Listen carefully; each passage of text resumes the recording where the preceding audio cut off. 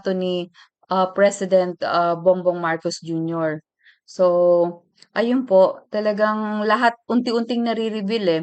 So, itong action ni President Bongbong Marcos kung talagang totoo man na talagang itong kanyang charter chains ay para lang i-extend yung kanyang term na kung hindi niya makukuha sa charter chains dahil so far talagang nag-iingay tayo, nag-iingay ang mga Pilipino, nagkakaroon ng Maisog Leaders Rally at nagkaroon din ng mga supporters ni Apollo Kibuloy Rally and also yung mga DDS nag-iingay na rin.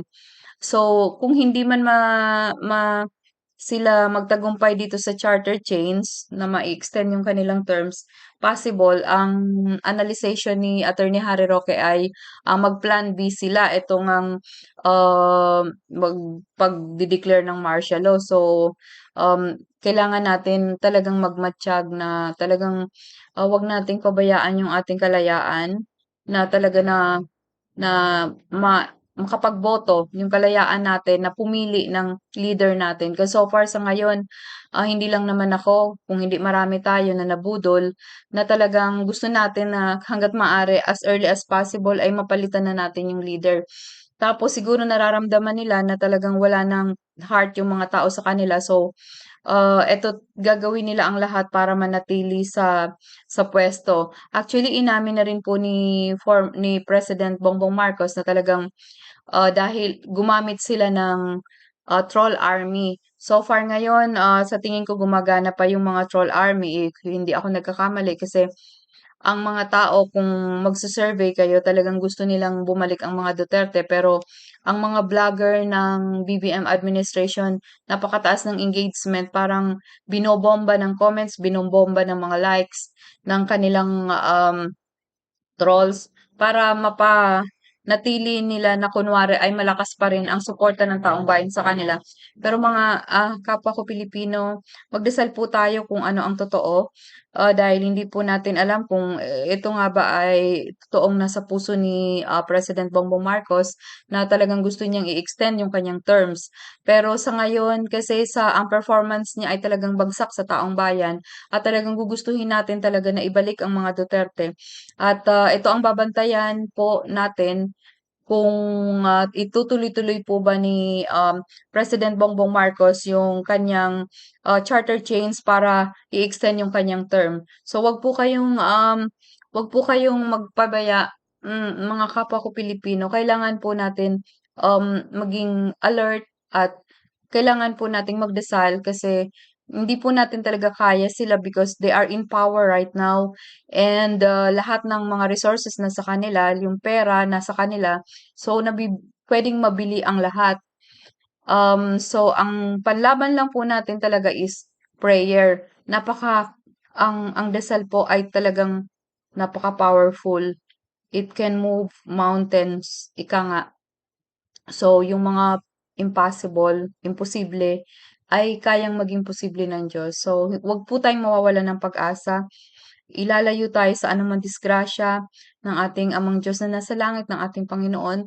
Sa pamamagitan ng kanyang anak na si Jesus, tayo po ay mananatiling ligtas, tayo po ay maninindigan para po magtagumpay at na para sa pagbabagong tunay ng bansang Pilipinas na isang araw makita natin na secure ang ating mga anak, ang ating mga apo, ang ating mga kaapu-apuhan ay magiging maayos. At manalangin din po tayo sa kasalukuyan kasi medyo nagkakaroon ng mga sigalot sa ibang bansa at tandaan po natin kagaya nito nababanggit po ni Attorney Harry Roque na ang mga kinampihan o mga dating kinampihan o dinikitan ng mga Amerikano later on iniiwan nila kagaya ng ginawa nila sa Afghanistan, kagaya ng ginawa nila sa iba pang mga bansa na nung nagkaroon na ng giyera although alay nila ang Amerika, later on iniiwan nila sa ere.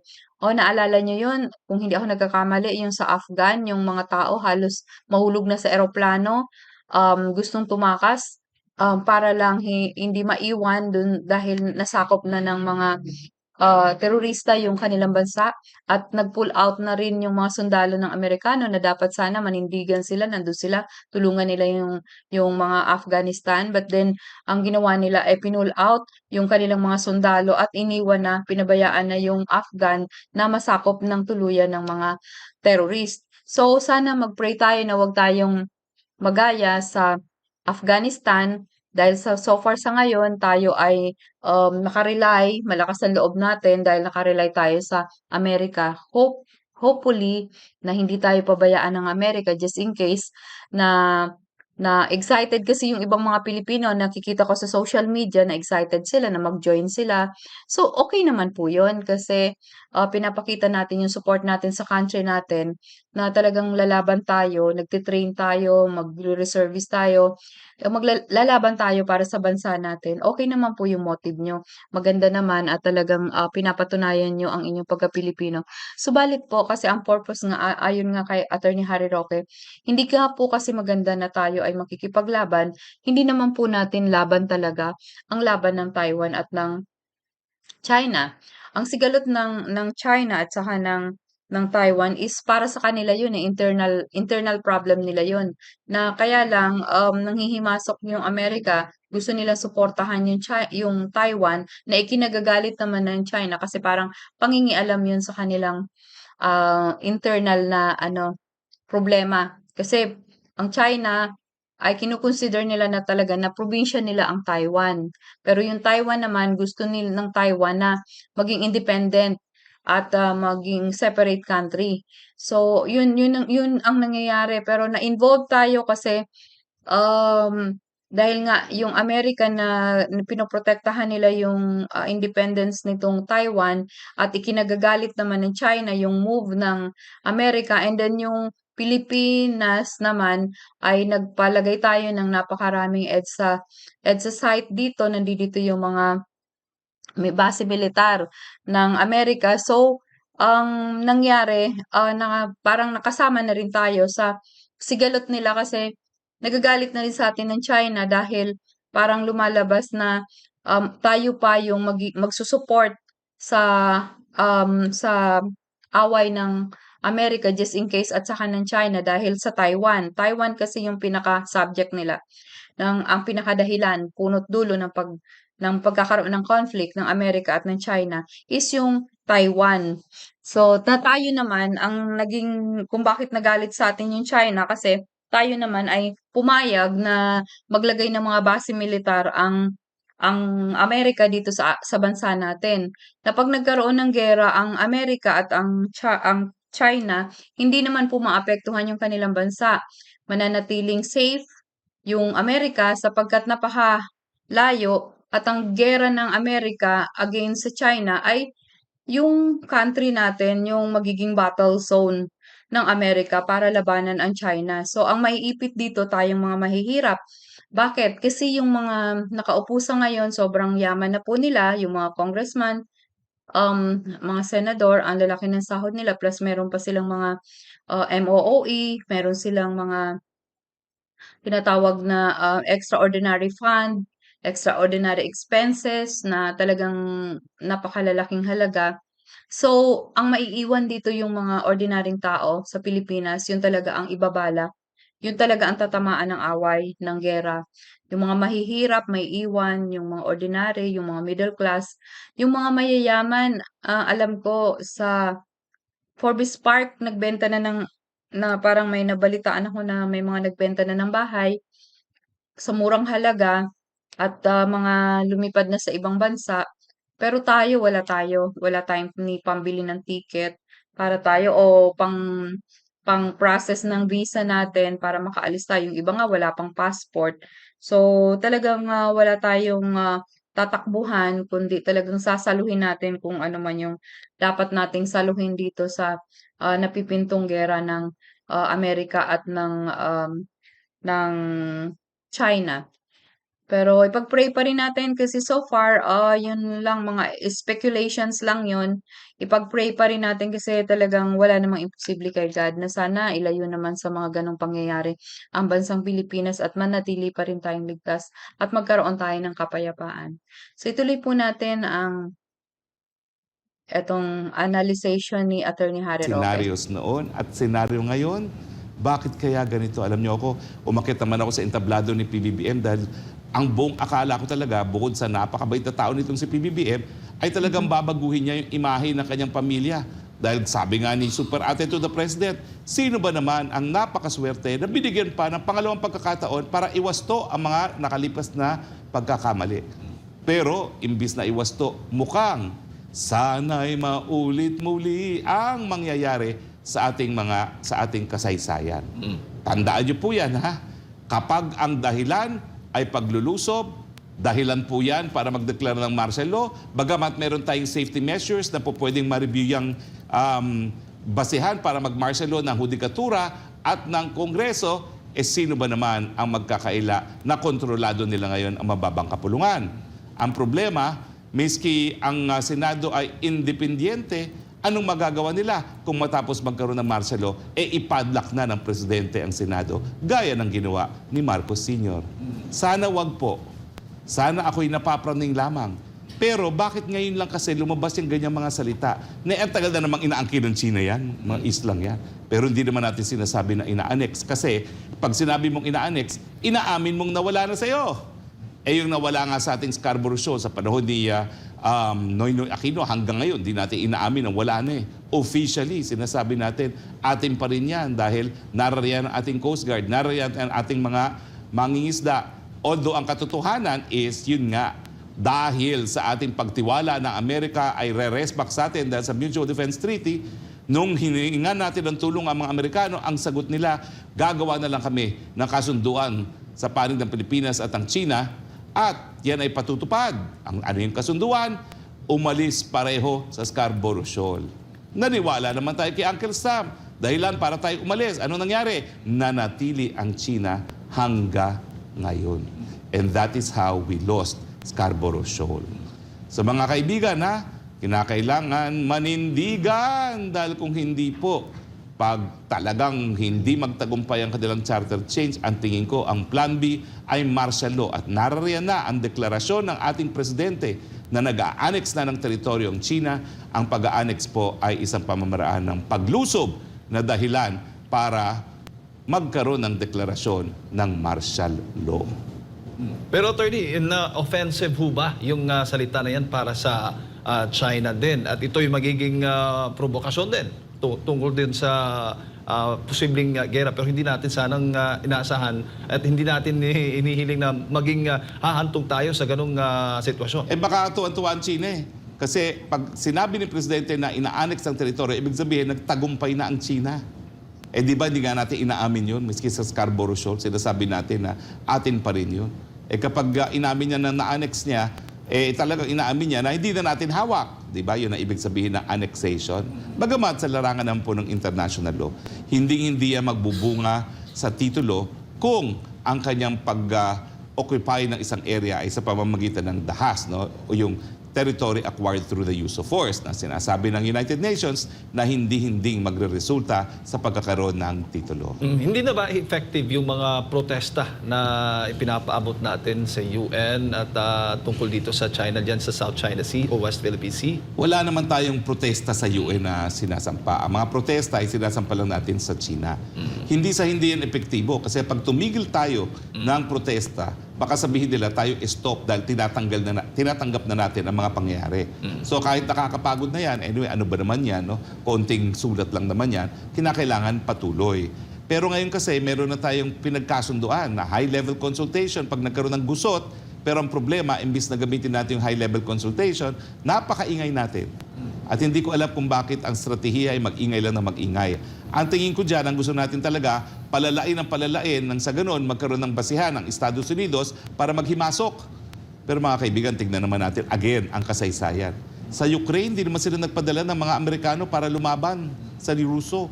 Ang ginagamit nila ay mga Ukrainians na kanilang pinupondohan at binibigyan ng mga armas. Pero anong nangyari? Mahigit 2 taon na hindi pa natatapos ang gera.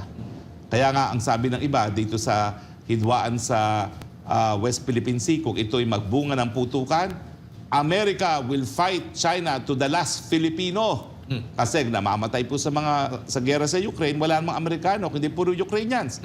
At mukhang ganyan din ang mangyari dahil nga napaso na yung mga Amerika sa kanilang karanasan noong Vietnam War, na yung publiko ng Amerika talaga hindi matanggap ng kanilang mga batang mga kalalakihan umuwi sa kabaong. At dahil ayaw na nilang umuwi sa kabaong ang kanilang mga kapwa-Amerikano, ang gagamitin nila para makipaggera sa China, mga Pilipino na wala namang interes para makipaggera sa isang ating kapitbahay na sa mula't mula pa ay ating kaibigan. Alam nyo, isa dun sa akin dapat napuntahan sa China pero nag-opt out na ako kasi medyo may kalayuan, kung saan linibig yung dating Sultan of Sulu na namatay sa China habang siya ay nagbabakasyon doon, no? Or nagpunta doon on an official visit. 1400 pa po ito. Pero nung namatay po doon yung sultan na yon, ang nangyari ay binigyan siya ng hero's burial. At hanggang ngayon, gumawa po ng rebulto ang mga Chino para dito sa Sultan ng Sulu. Na ito po'y patunay na mula pa noong 1400, napakalapit na po at napakabuti na po ng samahan natin sa China.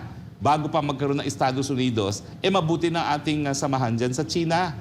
Kaya nga po sana, dahil tayo magkapit-bahay, dahil ang China naman po ay pangalawang pinakamalakas ng ekonomiya sa daigdig, sana tayo makinabang na lang dahil doon sa katotohanan na napakalapit natin si China at dapat makaangkas tayo sa pag-unlad ng China at hindi natin po kinakailangan ang gera. Alam mo, yung paulit-ulit kong sinasabi na ang mga Pilipino ay naniniwala na makipag-away ka na sa kamag-anak, wag lang sa kaibigan, wag lang sa kapitbahay.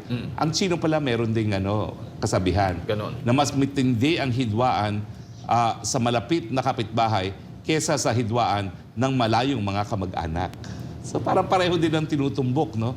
Na talagang, although blood is thicker than water, kapag nagkaroon ng away, mas matinding away sa parte ng mga kapitbahay kesa sa mga kamag-anak, no? Dahil siyempre, kahit paano mo, kaanak mo yan, eh. So, kinakailangan makipag-ayos ka, no? Oh, pero nabanggit mo, attorney, yung Ukraine sinuportahan ng Amerika, ay nanalo ba sila sa gera? Hindi nga dahil mukhang ngayon, napagod na sila na pondohan ang gerang yan at linilimitahan na yung pondo na ibinibigay sa Ukraine. So, sa madaling salita, bagamat biniyu sila ng Amerika na makipaglaban, na kami nasa likod mo, ngayon parang naiwan na sila sa ere, no? Dahil pagod na silang pondohan yung gera ng Ukraine laban sa Rusya.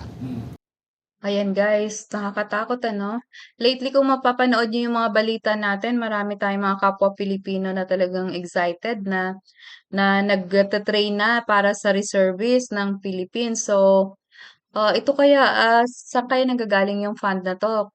Katanungan ko lang 'to 'no? And, ito kaya talagang, pahiwatig na talagang magkakaroon ng giyera in as soon as time. At, tama kaya ito ang analisasyon ni Attorney Harry Roque na gagamitin ng mga Amerikano up to the last Pilipino ang giyera nila sa China. So, ang gagamitin nila ay yung mga Pilipino. Kasi dahil nga ang sabi nga, ayaw ng mga Amerikano na yung mga kabataan nila ay umuuwing nasa kabaong na. So kaya pala ngayon yung mga Pilipino, baka tayo, yung mga kapwa nating Pilipino na mga kalalakihan ng ibabala sa gera at against China, kawawa naman po. Kasi unang-una yung bansa natin tahimik lang. Pagkatapos ngayon, biglang magkakaroon ng gera. Magdasal na lang po tayo na talagang sana matwist yung mga pangyayari at wag naman sanang mangyari, ano?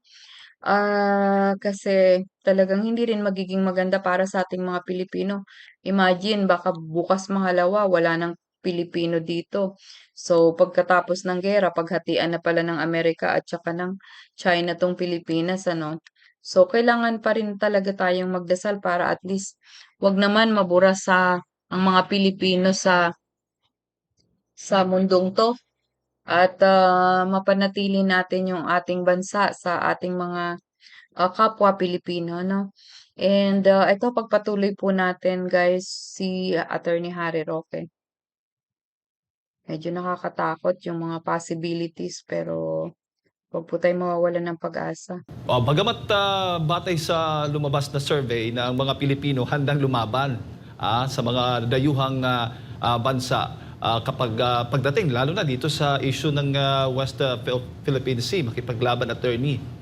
Ang tanong dyan, nakapag-ROTC ba sila? Well, hindi lang yun, no? Naitanong ba doon sa mga sa survey kung ilan ba dito sa mga kababayan natin nag-ROTC? ROTC nga ayaw din ng ilan na pumasok. Well, alam mo sa akin, hindi importante na karamihan ay makikipaglaban. Sa katunayan, dapat yan 100%. Handa tayong mamatay para sa ilang bayan. Pero ang tanong, bakit naman tayo mamamatay sa pagsulong ng interes ng mga dayuhan?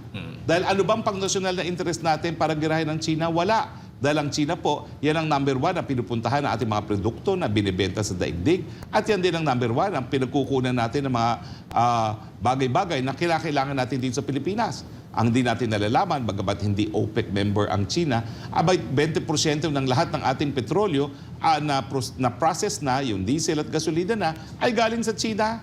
So anong ating pangnasyonal na interes? Ang ating pangnasyonal na interes, palagi po magbibigay bayan ng mas maraming pagkain sa pagkain ng mga Pilipino. At kung hindi po yan sakayin sa ating pangnasyonal na interes. Para mamatay tayo para sa dayuhan, wala pong Philippine national interest dyan. Kaya nga aking sinasabi, bagamat ang giyera talaga ay pinagbabawal ng international law, siguraduhin natin na kung tayo magpapakamatay sa isang giyera, ito po ay para sa inang bayan at hindi para sa mga dayuhan. Attorney, sa kasaysayan, di ba, minsan na tayong naloko ng Estados Unidos. Hindi pa ba tayo naka-learn dun sa mga lesson na yun? Hindi ko nga maintindihan bakit ang mga Pilipino ang dali makalimot, diba? Yung pamamaraan kung saan tayo nawala ang Scarborough Shoal, malinaw na malinaw yan. Na bagamat meron silang obligasyon to come to our rescue. Cut ko lang po ito. Kasi po, Attorney Harry Roque, hindi naman po kasi knowledgeable ang mga Pilipino. And kulang din naman tayo dun sa mga learning and training with regards to the history of our country. So siguro, yun ang isang dapat na i-build sa ating education na talagang maging sentro yung history ng ating bansa and yung current events. Nung bata pa ako, alam ko, meron kaming ganun yung current events, history, na pag-aaralan namin yung sa panahon ni former President Marcos. Medyo maganda yung ano nun yung status nung education natin So, dapat ibalik yon yung mga current events para nalalaman ng mga kabataan kung ano yung nangyayari sa Pilipinas sa kasalukuyan at yung history para nalalaman din nila yung mga nangyari sa mga nakalipas regarding sa mga politika, sa ating bansa, sa ating teritoryo. So, napakahalaga talaga na yung education natin ay mabalik natin yung dating magandang standard nito. So, ayun, tuloy po natin. Wala naman yan. Tignan mo nga ang nangyari uli sa Ukraine. Wala namang namamatay na Amerikano roon. Pondo nga, namimigay sila, pero wala pa rin epekto ang pondo nila, no? Dahil patuloy pa rin ang gera, no? So mga Pilipino, gumising na kayo sa katotohanan na wala naman po talaga magsusulong ng ating pang-national interest kundi tayong mga Pilipino Yes, lamang. okay. At I-cut ko uli po kayo. Yes, kagaya nung nangyari sa Afghanistan. Siyempre tayo mga adults na napanood natin sa TV, yung nangyari sa Afghanistan na talagang nung nasakop na ng mga terorista yung kanilang bansa, na halos lahat ng yung mga hindi nakasakay sa eroplano ay sumabit na lang sa mga bintana para lang mailigtas yung buhay nila. Ayaw nilang maiwan siyempre na masasakop sila ng mga terorista. Yung mga pangyayaring gano'n dapat yun talagang may current events na gano'n na i-discuss talaga yun sa school. Kasi yung mga kabataan, so yung mga lalaki noon, ilang taon lang sila, teenager, and then ngayon adult na sila, pwede na silang mag-reservist. Hindi sila aware. Hindi sila aware ng mga nangyayari especially yung mga kabataan din kasi um, ano yan sa gimmick. Naka-focus sila sa gimmick, yung mga teenager. Pero at least kung sa school, talagang i-discuss talaga yun. Yung mga balita, yung news, talagang tutukan yung news, yung current events talagang day to day talagang dapat i-exam ano ba yung nangyayari sa araw-araw, ano ba yung mga bagong balita. Pagkakaroon ng mga exam sa sa school. So, magkakaroon ng awareness. Kailangan magkaroon ng awareness ang bawat kabataan kasi habang nag-a-adult sila, nandodo'n na 'yun, eh. Nakatanim na sa pagkatao nila na aware sila na ganito yung mga nangyayari sa kapaligiran, sa ating society, sa ating bansa. So, at least hindi basta-basta maloloko. Kagaya ngayon, akala nila yung re-reservist nila para ipagtanggol yung natin, West Philippine Sea, pero hindi natin alam kung ano ang purpose nung pagre-reservice nila. Maaring sila ang gagamitin kung magkaroon nga talaga ng giyera dahil nga sa sigalot ng Amerika at saka ng China na na-involve na tayo dahil sa paglalagay natin ng mga EDCA site dito sa bansa, talagang involved na talaga tayo. At lalo pa ngayon na pumirma na si President Marcos dun sa 'di ba yung naki-join na siya sa Australia na meron silang parang samahan na nag-i-stand sila para dun sa Taiwan. So kasama na ang Pilipinas ngayon. So hindi na tayo involved na talaga tayo 'pag nagkagulo regarding sa Taiwan. So hindi na tayo puwedeng na neutral kasi talagang itinay na natin yung sarili natin, eh. So, ayun, 'di ba may tanong pa nga yung Australian kay President Marcos kung, "Ano yung motibo mo?" Sabi niya sa kanya. Ano naman ang ini-expect mo sa Australian government kung saka-sakali na yung magkagulo, 'di ba? So, marami ding mga naging tanong kay, President Bongbong Marcos doon na talagang medyo nakakapag-worry din sa ating mga Pilipino na, "My God, tayo pala ay talagang sooner or later ay nanganganib na talaga na na makasama na talaga sa giyera." So yun ang dapat nating ipagdasal kasi wala naman tayong magagawa guys, eh. Wala tayong power, wala tayong, wala tayo. Ang mga nakaupo ngayon talagang they have all the power to fly, they have the resources, the money and all that. Tayo lang talagang maiiwan dito kaya sana talaga tayo ay manindigan tayo na talagang pumili tayo ng leader na alam natin na hindi tayo ibabala sa kanyon at alam natin na ang leader na yon ay paninindigan tayo, tatayuan tayo at hindi tayo ipagkakanulo sa mga taga-ibang bansa. So yun guys, pagpatuloy po natin yung mga analisasyon pa ni Attorney Harry Tayo Roque. po ay sinakop ang ating pag-iisip ng Amerikano dahil sila ay natuto sa kanilang kasaysayan na dahil despite 400 years of colonialism, hindi nasakop ng mga Espanyol ang ating pag-iisip at hindi nila tayo napilit na magsalita ng Espanyol. Importante ngayon sa mga Amerikano sa pananakop sa atin, ang sakupin ay ang ating mga pag-iisip. At mukhang naging matagumpay sila sa pamamagitan ng public school education. Kaya ngayon, ang Pilipino mas gustong apple kesa sa mangga. Di ba? At ngayon, iniisip natin na ang ating Uncle Sam ay magtataguyod ng ating interes. Naku, hindi po yan mangyayari. Kapag wala po yang balik sa Amerika, hindi po talaga itataguyod ng Amerika ang interes ng dayuhan at sa kanilang mata. At totoo naman, dayuhan pa rin ang mga Pilipino. Attorney, may post itong si Bobby Tiglao, isang kolumnista rin ito, dati ring ambassador ata.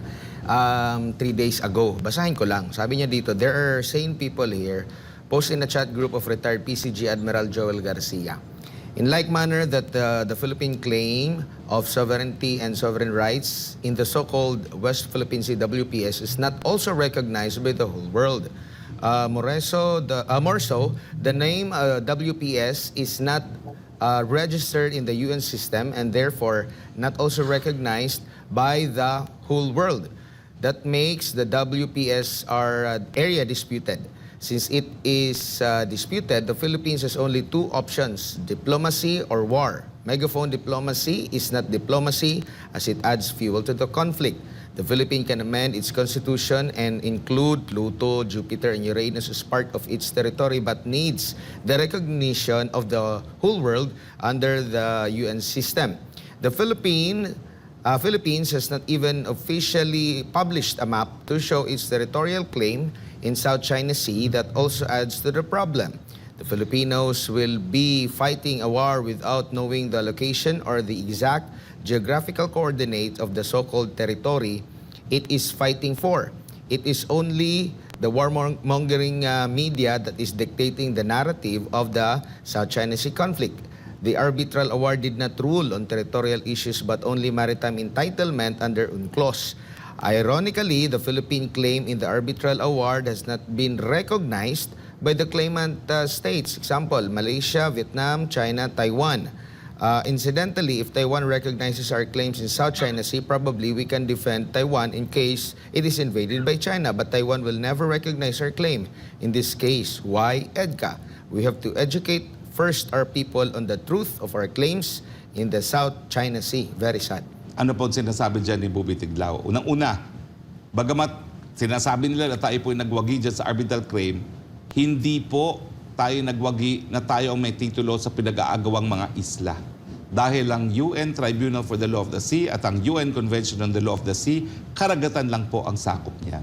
So, bagamat importante yung desisyon na wala pong tinatawag na historic claims to water sa ilalim ng UNCLOS at ng international law, hindi po natin nakuha ang soberenya sa mga pinag-aagawang isla. Bakit? Dahil yan po ay labas sa jurisdiksyon ng Pilipinas. Pangalawa po, ito talaga ang nakakawindang. Yung kinukonsidera natin na ang mga malalayong lugar na sakop ng ating exclusive economic zone ay kabahagi ng ating teritoryo. Well, uulitin ko po, no? Sa mga exclusive economic zone, wala pong soberenya, walang jurisdiction. Ang meron lang dyan ay yung exclusive na karapatan na mangalap at makinabang sa tanging yaman, both living and non-living. So hindi po yan involve ang soberenya. Kaya nga po sinasabi ko na yung desisyon ng Korte Suprema na kinakailangan yung 60-40 rule pagdating sa pangangalap ng tanging yamang sa EEZ ay mali. Dahil wala pong soberenya, hindi po dapat mabigyan ng bisa ang saligang batas doon sa areas na EEZ dahil yan po ay purely economic rights. So ang sinasabi ni Bobby Tiglao, ano bang sinasabi nyo na kinakailangan panindigan ng ating panalo dyan sa tribunal? Ang panalo lang po natin dyan, deklarasyon na walang such thing as historic claims to water at lahat ay pwedeng mangisda dyan sa Scarborough Shoal na nangyayari naman ngayon. Pero wala pong ruling yan na atin na ang pag-asa at yung iba pang mga isla na hawak natin. Dahil yan po ay labas na sa jurisdiksyon ng UN Convention of the Law of the Sea at ang Tribunal for the Law of the Sea. So ang suma total, sinasabi ni Tiglao, yung mga nais makipagyera sa China dahil nga sa pananakop di umano na ating teritoryo, nakabahagi na ating exclusive economic zone, mali po kayo. Dahil unang-una nga, yung exclusive economic zone, yan po economic right ang meron tayo, sovereign right, at hindi po soberenya at jurisdiction. So sa madaling sabi, mamamatay mga Pilipino para sa mga bato-bato na hindi naman po talaga sakop na ating teritoryo dahil wala naman tayong soberenya at jurisdiction sa mga areas ng exclusive economic zone. Nakababahala din ba, attorney, dahil doon sa biyahe ng ating Pangulo na nakakasama itong issue patungkol sa South China Sea? Parang nangunguha ba siya ng suporta at sino ba ang nagpapalala ng tensyon na ito? Tayo ba na hindi naman laban ba natin na ito, attorney? Or nagiging lang dahil itong West Philippine Sea, South China Sea issue yung pinaka-main dito kaya dapat ma-involve ang Pilipinas? Well, una-una, halos wala namang kumikilala na tayo may teritoryo dyan sa mga isla na inaangkin natin. Dahil wala pang ang ruling kung sino talaga ang mayroong mas malakas na titulo sa mga dyan, sa mga lugar na yan. Pero ang lahat ng bansa ng daigdig ay nakapokus doon sa kalayaan na maglayag in the high seas. No? At tinuturing nilang high seas yan eh. Dahil hindi naman po yan territorial waters ng Pilipinas. No? Dahil kabahagi nga siya na exclusive economic zone. No? So ngayon, ang sumatotal, ang pinaglalaban lang at pinaninindigan ng buong daigdig ay yung freedom of navigation na tinatawag. Dahil talaga naman sa mula ang buong international law, ang UN Convention of the Law of the Sea, ay kinilala na ang pinaka-importanting papel ng ating karagatan ay para sa paglalayag. No? Dahil kung wala po yung paglalayag na yan, hindi natin madadala ang ating mga mamamayan, ang ating mga kalakal doon sa mga lugar na pinagbebentahan natin. So, wag po nating lokohin na ating mga sarili na ang buong mundo ay kumbinsado na tayo ay may titulo. Ang totoo po niyan, ang kinikilala nila ay yung kalayaan na maglayag sa high seas at hindi yung titulo ng Pilipinas. Pangalawa, wala nga tayong hidwaan sa China eh. Meron tayong hidwaan sa pinag-aagawang teritoryo, pero sa totoo lang, never naman tayong nakipaggera sa China sa katagal-tagal lang kasaysayan ng Pilipinas at ang China. So, ang ginagawa ng presidente, ang merong interest talaga para i-challenge ang Amerika ay ang Amerikano. So, ang ginagawa ng presidente, parang siyang spokesperson ng mga Amerikano ni President Biden sa pagkondena sa China. Dahil ito nga po ay naging pangalawang pinakamalakas na ekonomiya na at military power sa buong daigdig. Hindi nila matanggap na in a span of about 20 years, talagang bumangon ng China at naging kasing lakas na ngayon, no? At hindi nila matanggap na hindi na lang Amerika ang dapat makialam sa mga pangyayari sa daigdig dahil hindi na tayo monolithic o iisa lang ang malakas na bansa sa daigdig. Marami ng mga bansa na lumakas na rin at ngayon po ay nagsama-sama nga sila doon sa tinatawag na BRICS, no? Na ang membership ay kasama po initially at mas marami na po ngayong mga kabahagi dyan, Brazil, Russia, India, China, and South Africa. Na sinasabi na hindi na po pwede na Amerika, ikaw lang magdidikta kung anong agenda ng pangrelasyon ng pamalawakan. Kinakailangan itaguyod natin ang interes ng buong kadaigdigan at hindi lang interes ng mga Amerikano. Attorney, maraming mga claimants din dyan sa South China Sea, sa atin West Philippine Sea, mga kapitbahay natin dito sa Southeast Asia. May na-monitor ka ba na kung gaano nating kagigil itong ating pamalaan, itong Pilipinas, ganun din sila kagigil? Hindi nga eh, nakakatawa. Lately, nagsalita ang Prime Minister ng Singapore at Prime Minister ng Malaysia. Abay, ang lumalabas, tayo lang ang gigil na gigil sa China at ang buong mga karatig bansa natin na kasama natin sa ASEAN ay talagang naniniwala na ang paghimasok ng Amerika ang dahilan kung bakit nais na matratong kalaban ng China.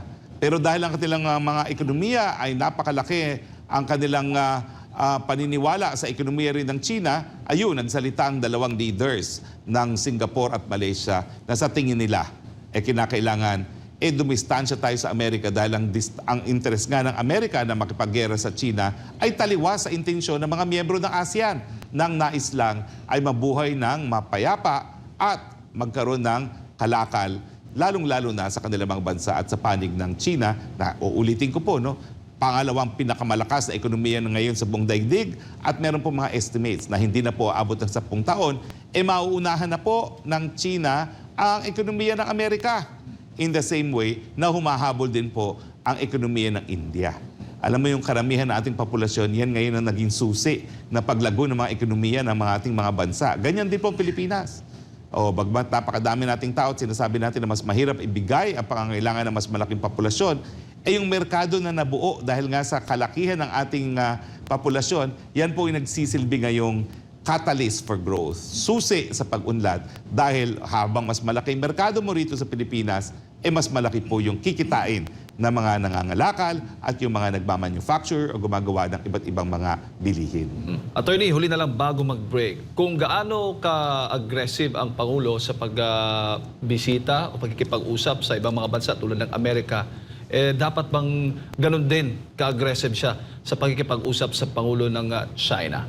Well, ang akin nga is, bakit hindi natin igugol ang oras natin kaysa dun sa pangunguha ng mga kaalyado na hindi naman tayo sinusuportahan pagdating dun sa ating titulo sa pinag-aagawang teritoryo, ba't hindi na lang natin ubusin yung panahon na yan para makipag-usap sa China at mapabuti ang ating relasyon. Sa ganon, mas maraming turistang pupunta sa Pilipinas at mas maraming kapital na pupunta rito. Alam mo, may nakita ko sa internet na grabe, halos 20 million visitors ang tinanggap ng Thailand. Tayo, 3 million, tuwan-tuwa na tayo. Katiting lang po yan compared sa 20 million. At kung itatanong nyo, sino yung pinakamalaking mga turista na dumating sa Thailand? Hindi ko po alam kung sila ang pero milyon-milyon po ang galing sa China na nagpupunta ngayon sa Thailand. At yung mga nasa top 5, no, kasama po dyan ang Thailand, kasama dyan ang Hong Kong. Number 1 pa lang Hong Kong at kasama din po dyan ang Kuala Lumpur, Malaysia.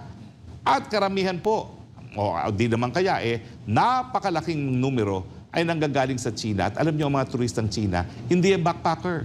Gagastos talaga yan dahil gusto nila magpahinga dahil sa China, wala naman silang ginagawa doon kundi magtrabaho. No? At kapag sila ng bakasyon, talaga namang con todo ang gusto nilang bakasyon. No? So hindi ko po maintindihan ba't ganito. Ayaw ba natin umabot ng 20 million tourists dahil alam natin na malaki ang mga makikitain na ating mga kababayan kung mas marami pang turista, lalong-lalo na galing sa China, ang dumagsa sa Pilipinas. Yung panahon po ni Presidente Duterte, alam ko po tapos na yan. At dapat siguro mag-move on na tayo. Pero kasi kabahagi siya ng kasaysayan. At ang sinasabi natin, kung hindi tayo tatanaw sa pinanggalingan, hindi tayo makakarating doon sa papuntahan. At ang nangyari naman po, habang tayo nagkaroon ng mabuting pagkakaibigan sa China, talaga namang sinuklian nila tayo sa pamamagitan ng napakaraming turistang pupunta rito at napakaraming mga nangangamitan sa Pilipinas. Kasi sentido común lang yan. Kung ang nababasa nila ay palaging negative tungkol sa Pilipinas, palaging bangayan ang Pilipinas ng Chino at ikaw ay turista, bakit mo gagastusin yung pera mo sa bansa na kalaban mo? Diba? At ngayon, siyempre, gustuhin man ng mga Chinong pumunta rito, tayo na mismo ang nagpipigil dahil napakahirap kumuha ng visa para makapasok ng Pilipinas. Samantalang ang mga bansa na napakadaming turista na dumarating, Thailand, Malaysia, Indonesia at Vietnam, hindi na kinakailangan ng visa ng mga Chino. Pag talagang hindi magtagumpay ang kanilang charter change, ang tingin ko ang plan B ay martial law. At narariyan na ang deklarasyon ng ating presidente na nag-aanay. Thank you so much guys sa huling reaction ko na po. So actually yung panahon po ni President Duterte ay talagang pinilit niya po na manatili yung diplomasya between China and Philippines. So far nabanggit din po ni former President Rodrigo Roa Duterte na ang dalawang option lang po talaga, tama pala yung sinabi ni Bobby Tinglao na dalawang option lang talaga ang maaari diyan sa West Philippine Sea, diplomasya or giyera. Which is nung kinausap ni former President Duterte si Jinping, si President Xi Jinping, tungkol diyan, talagang hindi rin talaga pumayag talaga na ibigay sa atin yung West Philippine Sea kasi pagka ipilit daw ay hindi magiging mabuti ang kalalagyan. So, hindi na nagpumilit si former President Rodrigo Roa Duterte. Pero ang na-notice ko po kay former President Duterte, nag-i-invest siya ng mga vessel, yung mga warship vessel, yung mga helicopter, plane. So, napansin ko na nagpapalakas lang siya ng ng mga sandatahang panghimpapawid at saka ay mga sasakyang panghimpapawid, pang tubig, so mga panggera.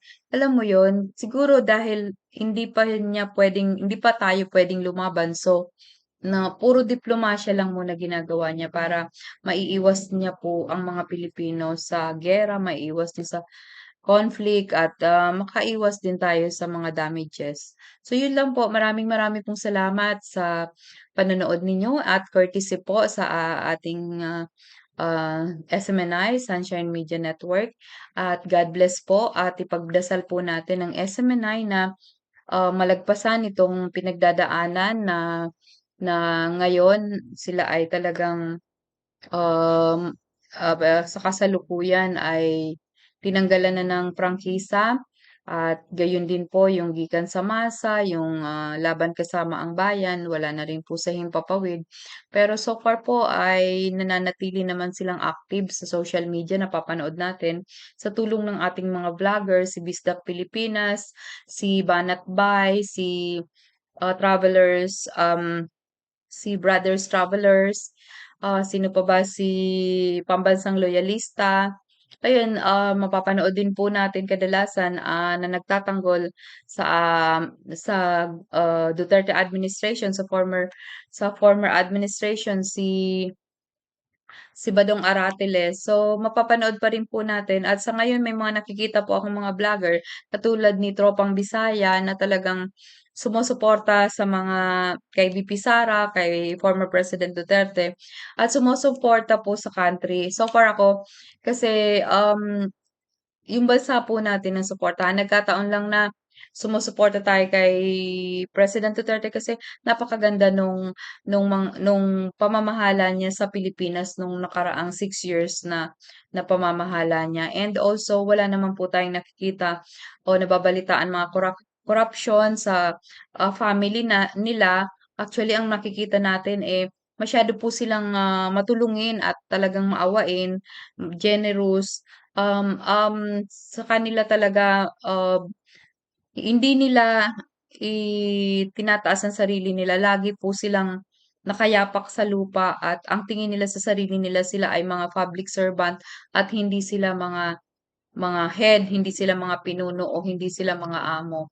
So yun lang po. At yung kung may nabalitaan naman tayo ng mga corruption sa mga Duterte ay kadalasan po paninira lang dahil nga sa politika na dahil sa mga kalaban sa politika, sila naman po hangga't maaari ayaw na talaga nilang umupo na, gusto nila ng simpleng buhay. Kaya lang siyempre, yung mga tao na nakaranas ng serbisyo nila, gusto po silang manatili sa politika dahil parang ang feeling ng taong bayan, even ako, ang feeling ko mas secured ang Pilipinas kung sila ang hahawak. So, hindi natin maaalis yun kasi yun ay talagang fact nangyari at naranasan, na-experience. So, kung hindi natin naranasan ang buhay sa pamamahala ni President Duterte, so, hindi natin masasabi yung mga ganitong bagay sa ngayon. Naranasan din po natin yung buhay kay Pangulong Marcos, Junior Marcos, na talagang sobrang umasa tayo na magiging perfect kasi tandem Marcos, Duterte. So, in-expect natin talaga na magiging napakaganda pero naging opposite ang nangyari. Biglang nagbago, biglang ang laki ng twist. Nung una, sabi natin, hindi muna tayo magko-comment kasi still very early. 6 months pa lang, wala pang 1 year. Dumating yung 1 year, so parang lumala ng lumala ang sitwasyon. Ang pinaka-worst na nangyari na talagang nasasaktan ang mga taong bayan, yung tipong gustong-gusto ng taong bayan yung SMNI kasi doon kasi na-expose yung mga NPA at nandoon na-expose yung mga sumusuko and at least napapangalagaan na rin po yung mga kabataan, yung mga estudyante. So, ang ganda ng nagagawa ng SMNI pagkatapos bigla pong ipinasara ng so ang tao talaga naco-confuse bakit yung government kung ano yung mabuti, yun ang parang masama sa kanila. At yung mga halos connected daw, sabihin natin question mark, na mga connected sa teroristang grupo, sa NPA, CPP, NPA, yung pa ang parang kakampi nila ngayon daw, question mark. So yun, kaya medyo talagang confused talaga tayo. So ayun, magdasal ulit tayo mga kababayan ko, kapwa ko Pilipino, at pagdasal tayo araw-araw na may pag-asa. May pag-asa tayo. Isang araw, sisikat din ang umaga sa mga tulad natin. I love you guys.